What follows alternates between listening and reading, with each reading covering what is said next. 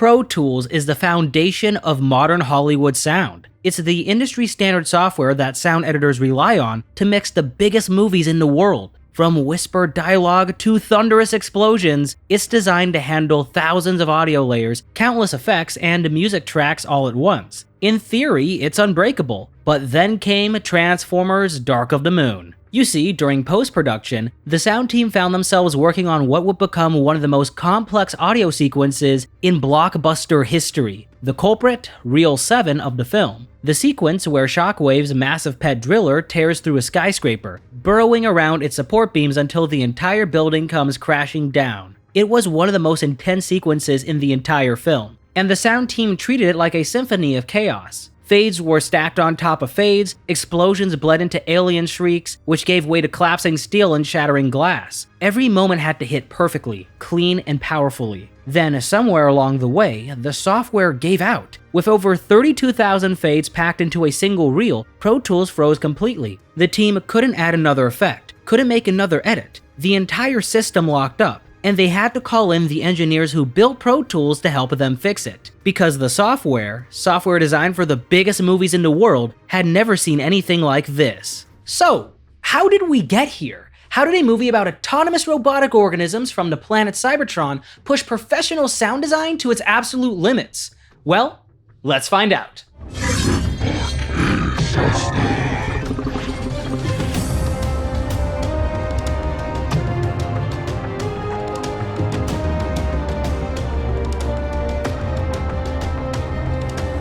To understand how Transformers: Dark of the Moon ended up breaking Pro Tools, we need to go back to the beginning, because believe it or not, this movie wasn't supposed to be that big. At least, that's what the sound team was told. You see, as Revenge of the Fallen wrapped up, Michael Bay told them that the third film would be more intimate, fewer explosions, and more room to breathe. Sound designers Eric Otto and Ethan Vandenberg took him at his word. They expected something a little quieter, a little more restrained. However, that illusion did not last long, because the film ended up being every bit as massive as its predecessors. More action, more destruction, more robots tearing through city streets, and more sound. A lot more sound. But if there's one thing Bay does well, it's trusting his crew. Instead of micromanaging the audio, he gave the sound team an incredible amount of freedom. As long as it sounded cool and elevated the story, he was on board. And what followed was a massive sonic experiment that pushed every element of sound design to its limits. From the start, the sound team approached Dark of the Moon as something entirely different. They weren't just building explosions and robot voices, they were trying to craft a full-blown sonic experience. Greg Russell, one of the lead sound mixers, called it the most ambitious film he's ever been a part of. And when they learned that the movie was being pushed up from a 2012 release to summer 2011, they knew that they had to hit the ground running. There was no time to play it safe, and so their first move was to record everything, and I mean everything. Now, before we move on to how they cooked up the film's craziest sounds, here's a quick word from today's sponsor, Private Internet Access. Imagine trying to sneak past a Decepticon patrol with no cloaking. That's what browsing the internet without a VPN is like. Your every move is out in the open. Your ISP, network admins, even rogue CIA Black Ops units can track down what you're doing. And with your personal data being more precious than a shard of the Allspark, that's not a risk worth taking. And so that's where Private Internet Access comes in. PIA is a virtual private network that hides your IP address and encrypts your internet connection through a secure tunnel. That means your activity stays protected from hackers, trackers, or let's be honest, Soundwave. I love PIA because they are the world's most transparent VPN provider. With over 30 million downloads and a strict no-logs policy that's been proven in court and verified by a third-party audit from Deloitte, it's also open source, meaning anyone can inspect the code, which makes it one of the most trustworthy VPNs out there. But beyond privacy, it's also great for entertainment. Whether you want to stream geo-blocked content like watching Transformers: Dark of the Moon, which is not available on Netflix in Europe but is in the United States, just switch your virtual location with PIA and you're good to go. It even supports P2P file sharing, which most VPNs don't. It works on Windows, macOS, Android, Linux, iOS, and more, and one subscription covers an unlimited number of devices. Right now, if you use my link in the description, you can get an exclusive deal, 83% off. That's just $2.03 a month. Plus, you'll get 4 extra months completely free. It's totally risk-free with a 30-day money-back guarantee and 24/7 customer support. So if you want to protect your data from Decepticons, or just from your ISP, check out private internet access using the link below. Alright, so back to the topic of Dark of the Moon sound design. Eric Ottel and Ethan Vanderen made it their personal mission to go out in the field and capture new material, what they called fresh ingredients, military-grade weapons, rocket launches, and wild Foley sessions with dry ice. They even worked with animal trainers to record raw, emotional sounds for alien creatures. No source was too strange, and no idea was off limits. One of their goals was to blur the line between electronic and organic. Could you make a guitar sound mechanical? Could you take a refrigerator and make it feel alive? That kind of experimentation was constant, and sometimes the most bizarre ideas became the signature sounds of the film. To explore that boundary, they brought in sound effects editor John Marquis to perform custom electric guitar riffs. He recorded hours of material, raw aggressive licks designed to be twisted and mangled in post. Those riffs were then processed, chopped, and reworked into the sounds of alien machinery. You can actually hear them in the turrets of the orbital assault carriers when they rotate and lock into place. That's a guitar screaming under the weight of a screwdriver. And that same spirit of experimentation carried over into the Foley stage, where they started playing with dry ice. They took different types of metal and let them resonate on its frozen surface. The reaction created sharp, high-pitched screeches and eerie groans, unsettling sounds that felt like metal being pushed to its breaking point. Those recordings were later used in the sequence where Sentinel Prime's ship, the Ark, crashes into the moon. But the team did not stop there. For one of the film's key sequences, the Xanthium shuttle launch, they knew that stock sound libraries would not cut it. They needed something massive, something real.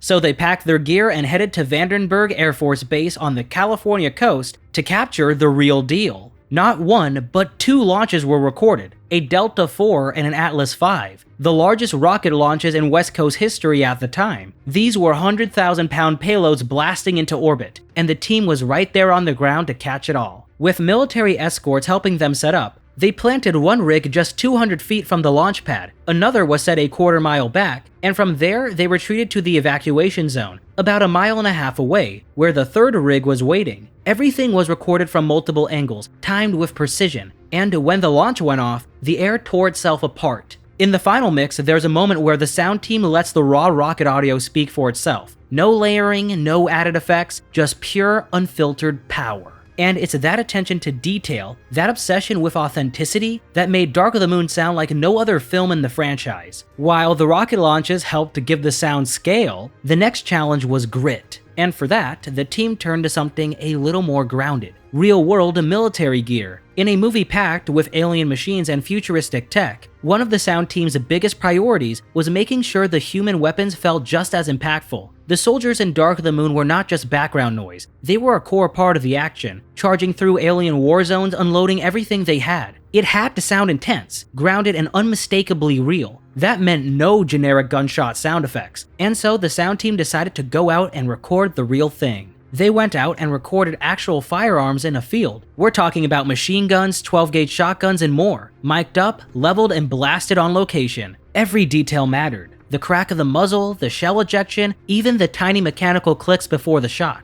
All of it was layered into the film to make sure the human arsenal held its own in a war full of alien tech. Because if you're going to have soldiers stand toe-to-toe with Decepticons, their weapons better sound like they belong in the same battlefield. Now, while the human weapons were all about realism, the alien ones were the complete opposite. For the Decepticons' arsenal, the sound team did not want to just make louder versions of machine guns. They wanted something that felt unfamiliar, something with texture, rhythm, and strangeness. So instead of looking to more guns, they looked to water. Many of the alien gunfire sounds in Dark of the Moon actually started with water drops. It sounds absurd, but that's the magic of sound design. A single drop, recorded clean, processed with the right amount of distortion and repetition, could be turned into a hard-hitting sci-fi weapon. The sound team would layer and loop them, turning something soft and fluid into a mechanical pulse that felt alien and deadly. But the weirdness did not stop there. Remember the massive Decepticon mothership that Brains and Wheelie crash? That deep, mournful wail as it falls through the sky? That wasn't some synthesizer or movie trailer bass drop. It was actually an elephant. Specifically an elephant trumpet, twisted and shaped into something that sounded otherworldly, which sounds completely ridiculous until you actually hear it, and then it just works, because when you're designing sound for alien invasions, sometimes the best source isn't a computer, it's a creature that already sounds like it came from another planet. And just when you think it could not get any wilder, the team decided to push the sound even further. Dark of the Moon became the first Transformers film to be mixed in 7.1 surround, and it changed everything. Instead of the standard 5.1 setup, which gives you front, center subwoofer, and 2 rear channels, 7.1 added 2 more, the left and the right sidewalls. This gave the team 4 discrete sound zones to play with, and in a movie that was also releasing in 3D, that extra spatial dimension made a huge difference. Suddenly, they weren't just mixing for volume, they were sculpting space. They could pan a rat-a-tat-tat of gunfire from the back wall to the side, or let debris whip around the room as ships flew past the camera. You weren't just watching the action, you were surrounded by it. Michael Bay even noticed it right away. He sat in for an early preview and said, "God, the surrounds just feel really cool, what's going on?" To which the team replied, "That's the 7.1. It opened up everything. The mix became more layered, more immersive, and more intense. One standout example is when Optimus flies through Chicago, firing both of his guns. Those blasts aren't just laid on top of the score, they're a part of it.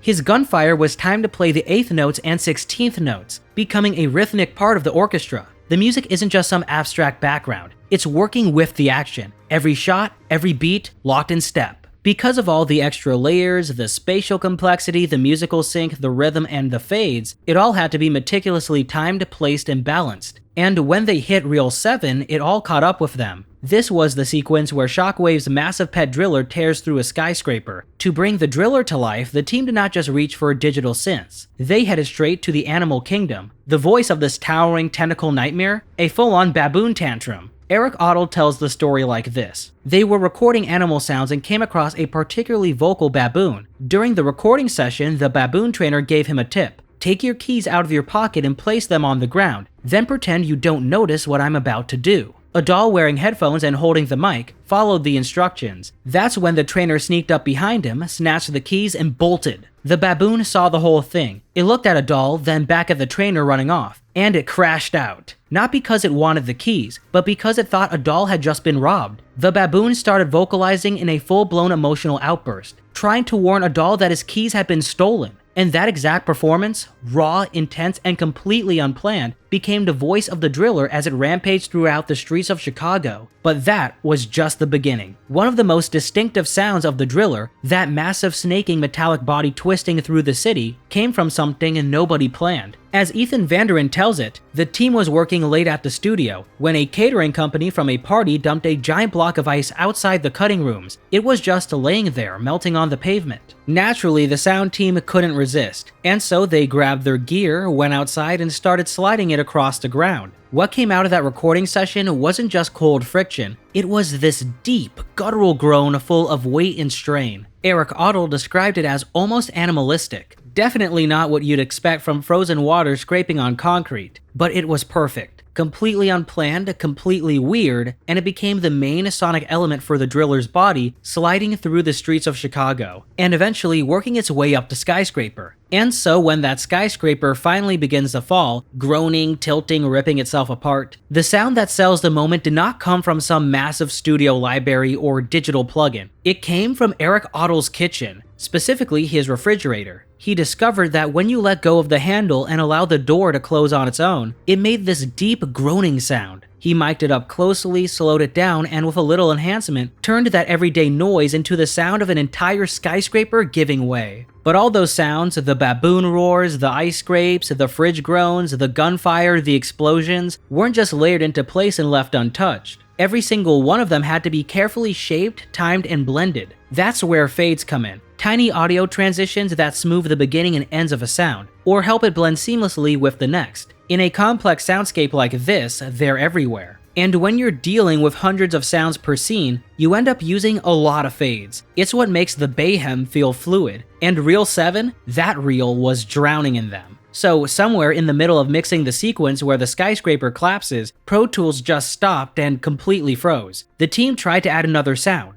Nothing. Tried to tweak and edit. Still nothing. The system hit the wall, and no one knew why. Turns out, they had crossed a line no one had ever reached before. Pro Tools was designed to handle massive sessions, but it had a hidden ceiling. 32,000 fades. That's not across the whole film. That was just one reel. Reel 7 alone had packed in over 32,000 individual fade files, and once they hit that number, the software couldn't process another command. It simply wasn't built for it. The sound team had to call Avid, the company behind Pro Tools, and they got the actual engineers who built the system to come down to their mixing studio to investigate. And even they were stunned. This wasn't a glitch, it was a limit, a hard-coded ceiling they had never thought anyone would hit. And why would they? Who in their right mind would accumulate over 32,000 fades into a single reel? No one had ever pushed Pro Tools that far, but Transformers Dark of the Moon did. Reel 7 was so packed, so meticulously layered, so rhythmically tuned and spatially complex, it exposed the breaking point of an industry-standard tool used by every major studio in Hollywood. It was never meant to happen, and yet it did.